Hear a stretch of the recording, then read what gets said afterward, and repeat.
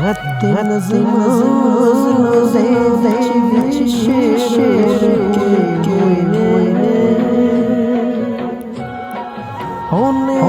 अपनी जुल्फ़ों विच शेर के जद किधरे मिला फिर हो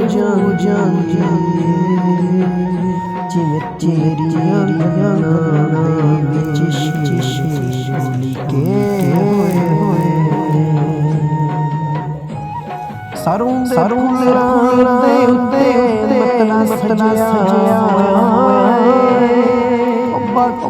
सबे फसना विच शेर के आओ फजर के अपनी सांस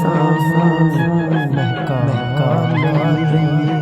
आओ फजर के अपनी सांस महका खुशबू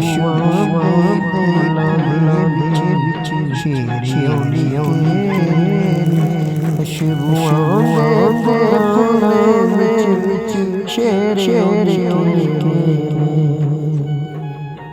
ओ दिन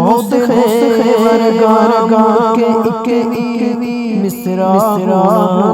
नहीं रब ने रंगों में शेर के दीवारी विच पल टकरे जान दीवारी पल टकरे हाले राम शेर